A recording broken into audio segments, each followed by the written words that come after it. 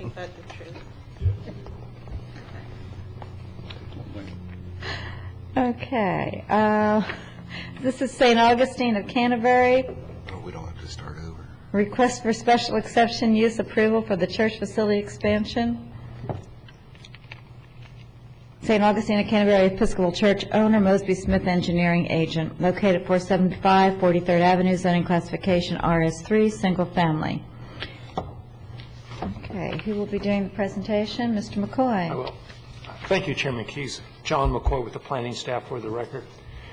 This is a special exception use request, and it's the expansion of the St. Augustine of Canterbury, which is a church on 43rd Avenue. And the reason special exception use approval is required is because they're expanding the place of worship greater than 10%.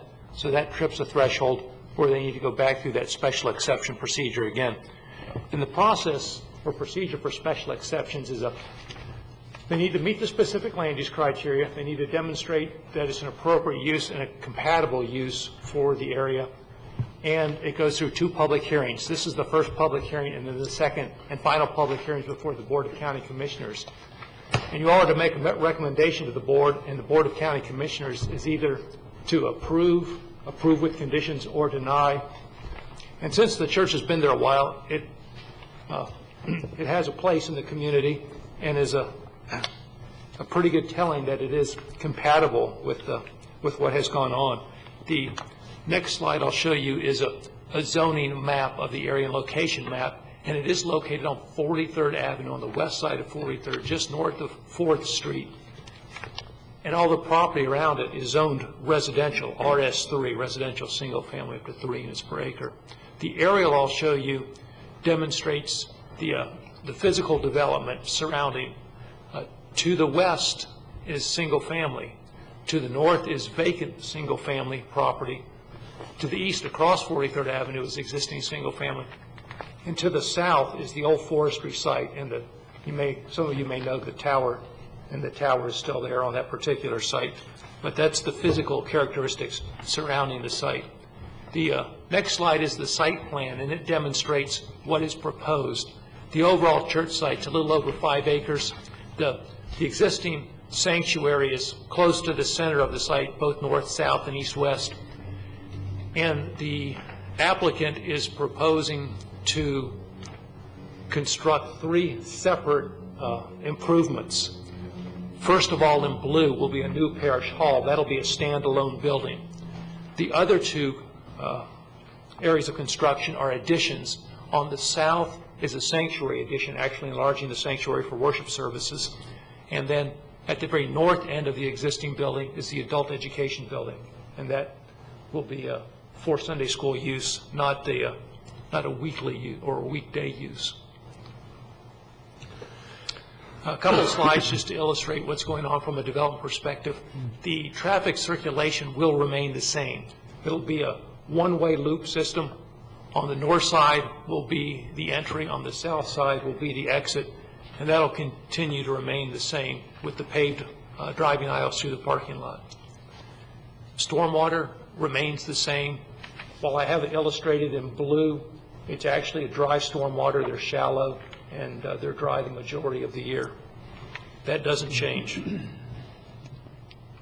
The buffering, there'll be nothing done that will affect the existing Type B buffer, and it's fairly substantial, as you could tell from the aerial if you visited the site. It's fairly substantial.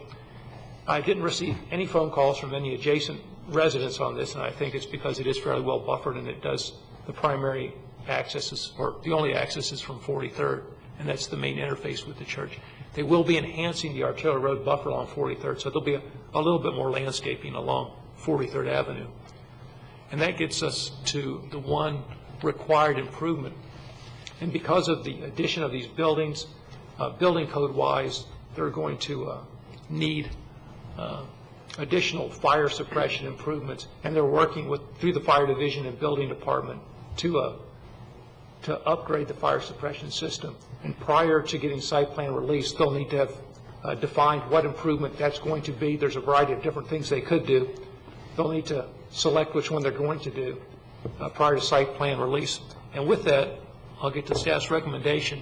And staff recommends that the Planning and Zoning Commission recommend that the board make the findings as listed in the staff report that are applicable to the special exception uses, and that's all special exception uses that I talked about earlier.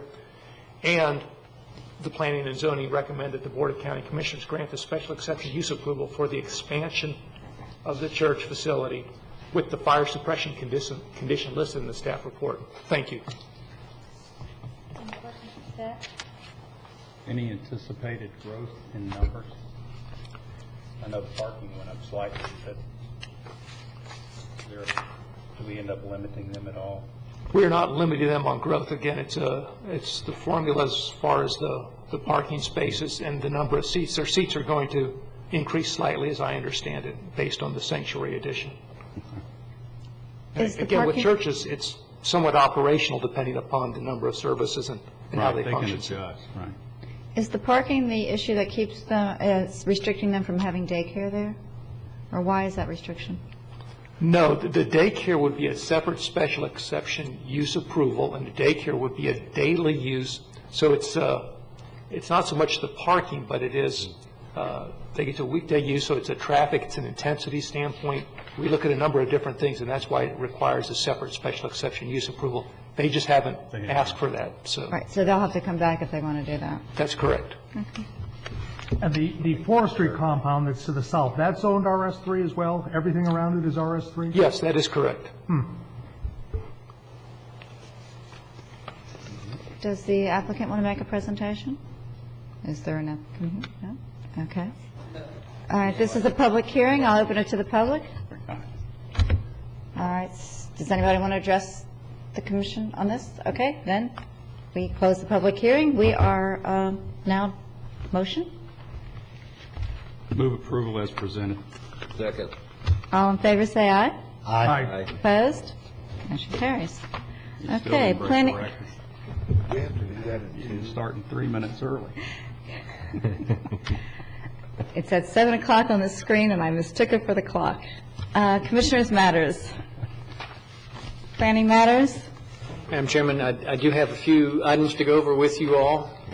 Didn't think I'd have a chance to say hello, so I'll say hello now. Good to see you all here. Briefly, though, that's fine. For the record, Stan Bowling, County Planning Director. A couple of things. Since the April meeting, the one item I did want to highlight to you all, you may be aware of this or not, that staff did make a vested rights determination on the Ocean Concrete site plan application back in May, on May 9th. That was based on a legal opinion from the county attorney that the application, that the applicant does not have vested rights to review that application under the old regulations, the pre-July 24th, 2007 regulations.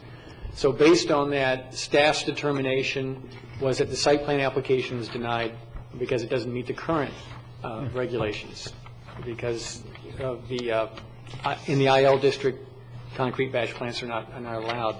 We anticipate getting an appeal of that vested rights determination. The last day that appeal can be filed will be May 31st, so we expect sometime before 5 o'clock on May 31st to get the appeal.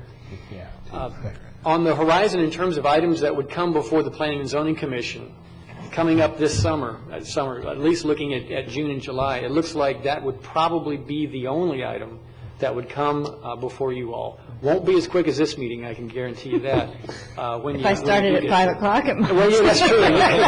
You just have the record for... Exit time's the only thing that counts. So we do believe that is coming up, but there's probably only 2 times looking forward that we think that could come. More than likely, we actually think it would be, and we'll have to talk to the appellant and everything about this, probably the second meeting in July, possibly. July 28th. I think kind of an outside chance, possibly the June 23rd meeting, but I don't think things will be lining up for that. But I would, Madam Chairman, if anyone could let me know now if they cannot make either the June 23rd or the July 28th meeting. If anybody knows. And if you don't, you can email me. What was the June date? June 23rd. Okay. Jens? I'm just trying to figure that July 28th shouldn't be a problem. I'm going to be out of town on the 10th to the 17th of July. I can make the June 23rd, I cannot make the July, and I know Sam's going to be out of town sometime in July, too. Okay. I cannot make the June meeting.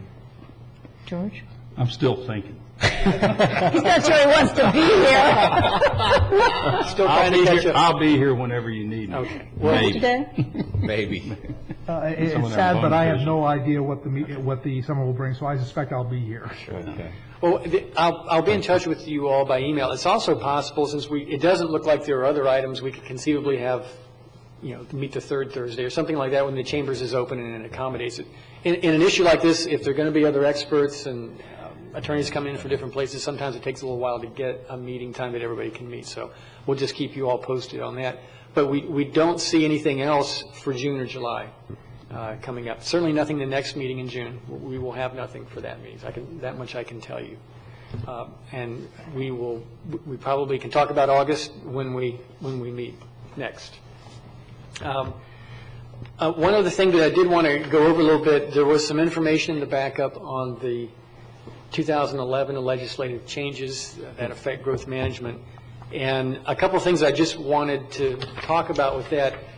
Anytime for about 2 or 3 months after a legislative session, everybody has to digest what legislation was passed, what it means, how it's interpreted, and so forth. This is no different. This year is no different. So preliminarily, staff has taken a look at what passed. The main bill that we focused on is actually not that large of a bill for what they passed. It was only 349 pages. But it does take a while to go through that to see what was taken out, and if it was taken out, was it put anywhere else, and that sort of thing. That's House Bill 7207. That's the main bill for growth management. And it's been presented to the governor. It was presented yesterday, and as of tonight, he hadn't signed it yet, or it wasn't on their website, but we anticipate that he will sign it. I think the bottom line is going to be for Indian River County that there'll be no immediate effect on what we do. Any of the changes that are the major changes that appear to be in the legislation really deal with what the state mandates are, not local mandates. Local mandates can be changed, but only by changing if the local government decides it wants to change its comprehensive plan and interlocal agreements and things like that. So the state is getting itself out of a lot of things and not mandating nearly as many things, but leaving it up to the local governments to decide whether they want to change their comprehensive plan. So the bottom line is the county would actually have to initiate changes to its own plan. That's the bottom line, it looks like. From county staff's position is that we don't see a need to change anything, certainly nothing right away, and so we're not going to recommend an initiation, but certainly if the board, county commissioners instructs us to initiate changes or to evaluate it, we'll take a look at that. I think what you had in your backup was a really good summary that the Florida APA provided. And as we get more information, we'll let you all know. I'll probably, since we're not meeting very often the next 2 months, I'll probably just send it out by email. But that's the bottom line. There are major changes in terms of what the state is no longer doing. That's it, really, in a nutshell. There's also some organizational changes. DCA is losing almost half their planners. They're going in under another department. So the area that we're in for plan review, will now be from Indian River down to Miami-Dade. So fewer planners, larger areas to cover in terms of reviewing plans and so forth. But I think the summary in your packet is really good. I'd be glad to try to answer any questions you might have on that. But again, we plan to have more details. And we've kind of gone through the 349 pages a little bit, but not all the way. I haven't read this yet, but is there a number of things that we don't have to take to DCA anymore? I think their review of comp plan changes, most comp plan changes will be going under what's called an expedited review. That's in the new legislation.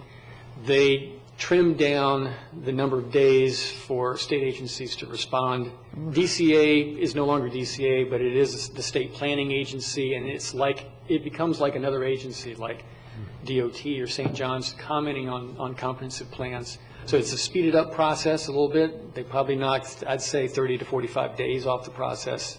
They limited what each agency can look at, and there's no overlap between agencies. Only DEP can look at certain environmental issues and nobody else. And then the county really becomes the clearinghouse for those comments. But I really didn't see too much from I was Indian unclear River whether County they that's could going to be cut override out. us or not. I'm sorry? You know, in the past, if you sent something to DC up there and they didn't like it, they could override you. They would stop it.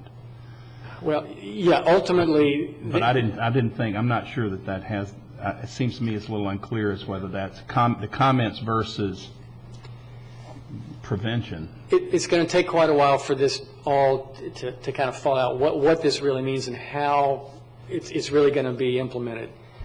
They're always, what's cut out is the ORC report, including objections from DCA, DCA being the clearinghouse, but there's still the ability for any one of the agencies to challenge a comprehensive plan amendment if it doesn't meet certain state or state agency, if it has an adverse impact on their resources. Whereas before it funneled through DCA? Correct. So we could get somebody from left field that came in. Well, there are more fields out there. And again, this is, it's going forward, it's going to be interesting to see how it is. But each agency in the legislation has a more defined, more limited, I guess, range of things that they can look at. And the intent is big picture, state level, regional level things are the only things they can comment on. The Treasure Coast Regional Planning Council will remain intact? They will remain intact. They did, my understanding as of today, they got a line item, or going to get a line item veto from the governor to take out $230,000 for Treasure Coast. That's about a 10% revenue drop for them. So they will get zero, apparently, they'll get zero funding from the state. But they're pretty entrepreneurial. They get funding from a lot of other resources, but it'll still be about a 10% hit for them. But and their responsibilities, they'll still have to review comp plans. Anything else? Attorneys matters. The only thing I would say is, as some of you may know, we're going through some personnel changes in the county attorney's office. We expect to hire a new attorney who will be online probably in about 2 weeks. And the expectation is going forward that Bill DeBrawl, the deputy county attorney, will be assigned to this commission. That's our plan at the moment. Okay, we welcome Bill back to the dais. Anything else? If not, meeting's adjourned. I do.